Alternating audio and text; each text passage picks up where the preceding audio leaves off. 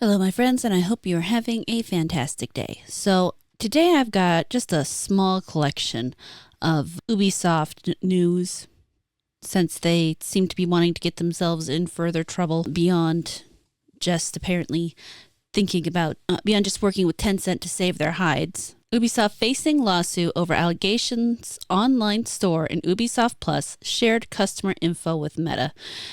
And there's nothing quite as wonderful as realizing the entire online ecosphere is constantly sharing information about you without your permission. It wasn't that long ago I was seeing videos about Web3 and the possibility of actually creating an environment in which you own your information, and instead of these companies taking your information as you move along the internet and selling it to each other and cutting you out of it, you get to own your information, and then you get to decide who has it and if you get money for it or not. I've yet to see that come to fruition. Maybe someday. Wouldn't that be lovely? Being able to get a payment from somebody just because you decided to let them have your information with the social platform via Pixel's tracking feature. The filing was made in the Northern District of California with law firm Pfeiffer Wolf, which specializes in privacy issues representing the plaintiffs. For those not familiar with Meta's Pixel tracking tool, it's an analytic tool that helps measure how effective Facebook ad campaigns are by monitoring the actions people take on the website. The tool can track page views, product views, adding to cart, starting checkout, purchases, etc. This isn't the first time Meta's Pixel has been the target of lawsuits either, as it also made waves last year in a suit filed by a hospital. There's of course no verdict on this yet, so we're going to have to kind of keep an eye on it and see what they think. But your information just ain't safe, and apparently definitely not with Ubisoft. I'm sure you've seen this going around the web, where Ubisoft's monetization director is both ashamed and sad at gamers and devs wishing the companies to fail. Here is the post from Stevie Chassard. He says, "I rarely post on social media, but today I am sad. Ashamed and sad. The gaming industry is rough at the moment. We all know it. But seeing how gamers, in quotations, react on social media, wishing ill fate to companies and people alike is sad, and not only towards Ubisoft. Even though it is always the vocal minority that expresses themselves on social media, I was hurt and ashamed to be a part of this community. What is even more revolting is coming on LinkedIn and seeing the same comments from people within the industry. On top of exposing yourself as a clearly non-decent human being, you are affecting thousands of employees that are already impacted by all the hate despite doing their best to deliver incredible experiences. How can you wish a company to fail simply because they do not cater to you or that the product does not please you is beyond me. We are all on the same boat. Please, please, please stop spreading hate. We should all uplift each other instead of bringing each other down." So this is part of that whole toxic positivity culture that you see people talking about going around. And right now you're going to see more games coming out with it, I firmly believe. And I've seen it said many times that Dragon Age's Veilguard will be a victim of this. The idea that people can't have a negative opinion, can't express a negative opinion, must always speak positively, is a serious problem in general, not even just in the gaming industry. We've reached a point in society where speaking in a way that tells someone your honest opinion, if that opinion is negative and requires the other person to in some way change something to improve, is evil and apparently makes you a non-decent human being. While I can, to some small degree, understand his pain over someone telling him they want his business to fail, the fact that he lacks any ability to reflect on why they might be saying that kind of overrides any actual sympathy I might have. Because the fact of the matter is just because you are making an experience you consider incredible doesn't mean that everybody else is going to like it.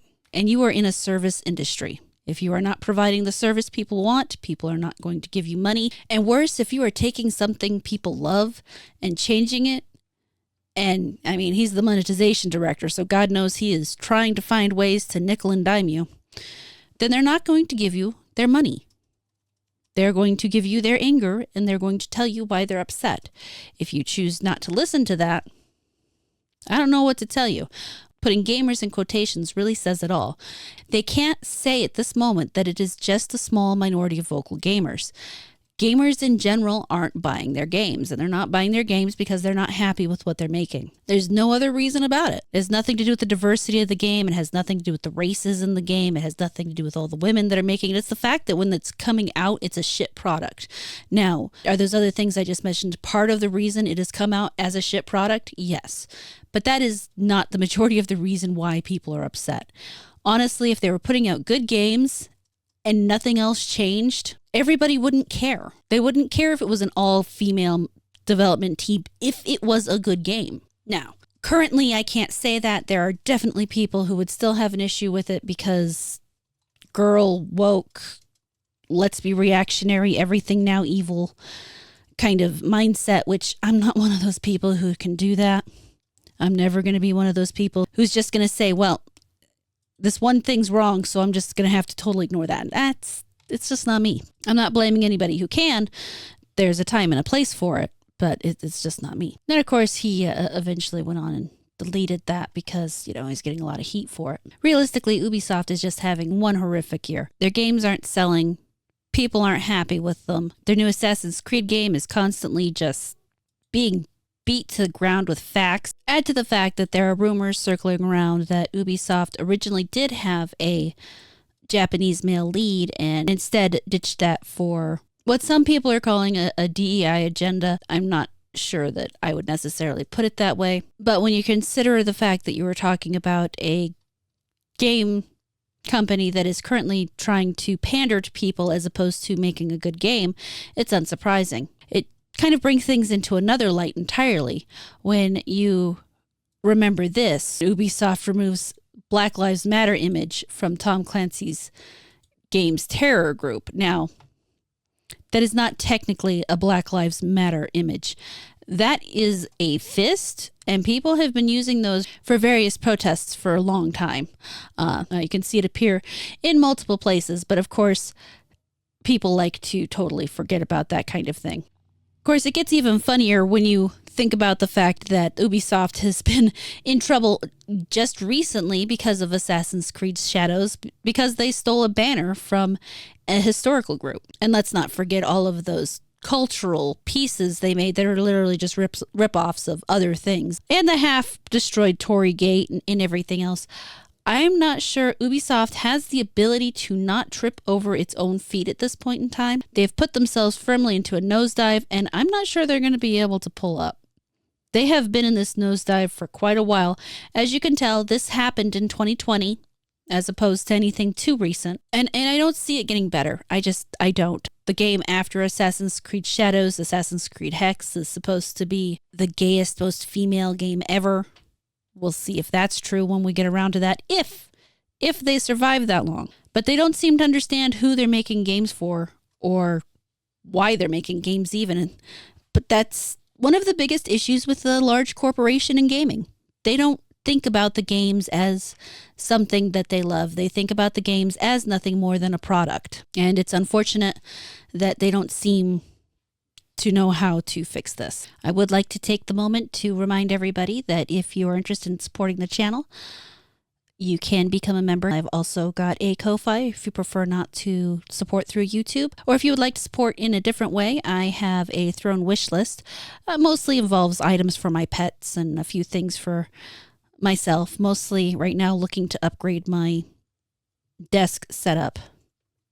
But one thing at a time there. I would like to thank the people who are currently channel members. DX Machina NZ, Emperor Doomsday, Zan Zoltan, Snake Oil Sean, Schmitted, Amogo, Green-Haired Anti-Liberal, Michael Wheeler, Adam Splitter, D-Day Direwolf, Felix, Mechanical Cats, Drew Cipher, Cloud Strife, Soulblade Hero, Dragon Cross 89, Mark Cochran, Raging Bull, McCock, Generic Edgelord Shady Salesman, and Dave Sanchez. And for supporters on Ko-Fi, I have to give a great thanks to Silver. I genuinely appreciate all of you for your support, and I appreciate anybody who spends their time listening to me.